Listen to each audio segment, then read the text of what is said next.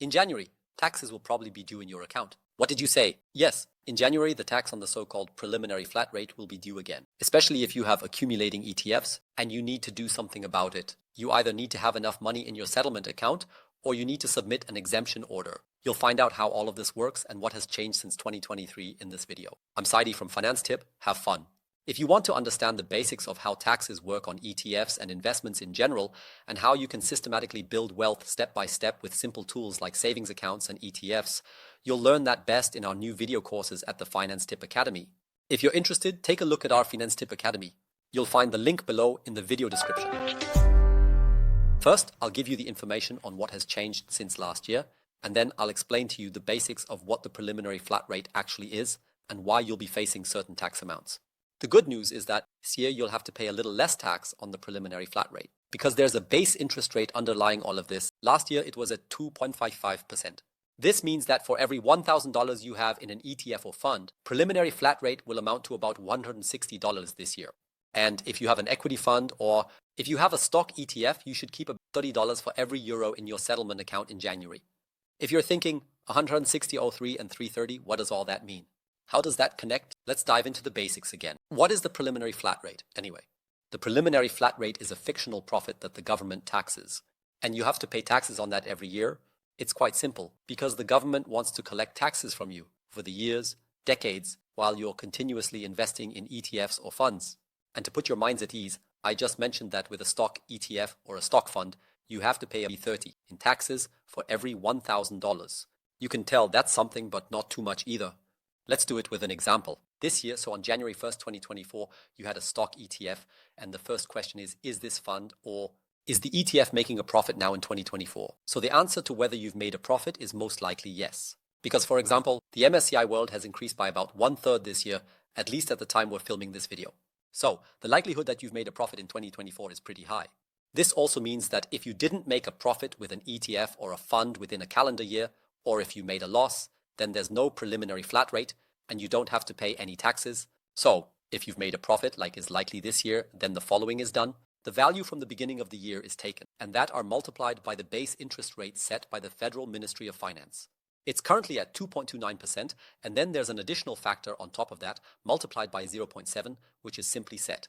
And that's how you get the preliminary flat rate. That amounts to 160.30. So, as you might have noticed earlier, that 160.30 is not the tax itself, but rather the calculation basis for the tax.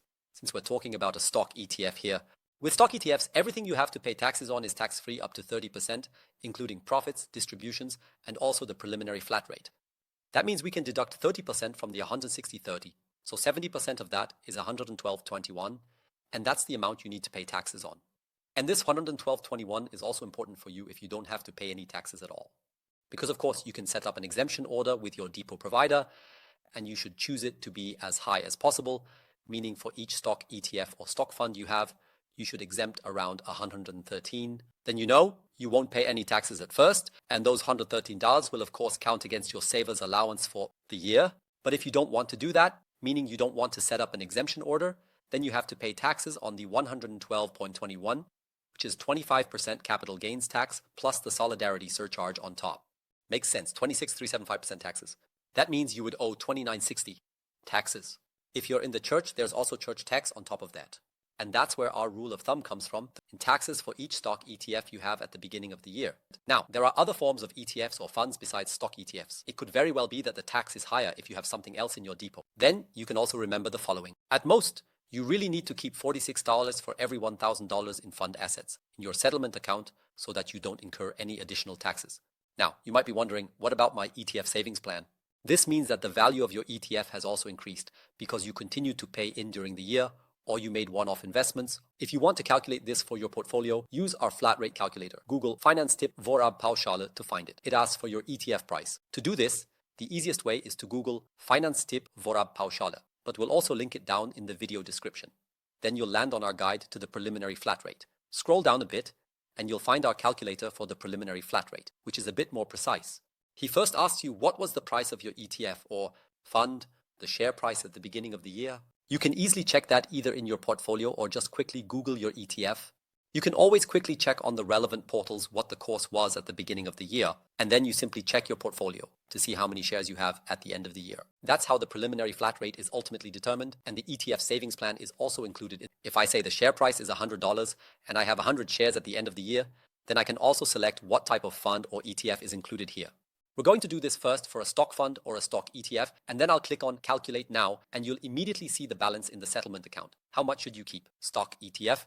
And then I click on Calculate Now, and you'll immediately see the balance in the settlement account. How much should you keep? €33, because $100 times $100 shares gives you exactly what we talked about. Now you might be wondering, what happens if you don't have enough money in your settlement account? Last year, we already asked about our portfolio recommendations, and a lot of different things happen there. Basically, you can generally assume that they'll remind you first that they want money from you, specifically to collect the tax. If you don't have that, or in rare cases even immediately, it can happen that you end up going into the negative with the corresponding account.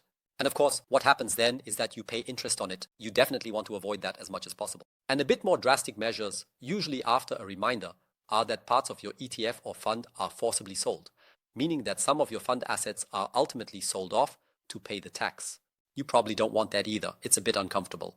What can also happen is that your bank, your portfolio provider, ultimately sends a report to the tax office, and then you are probably required to file a tax return because you owe taxes to the tax office. Last year, we often got the question, what happens if I made losses during the year with individual securities or funds? Is there any chance of getting money back from the tax office, or do I not have to pay taxes?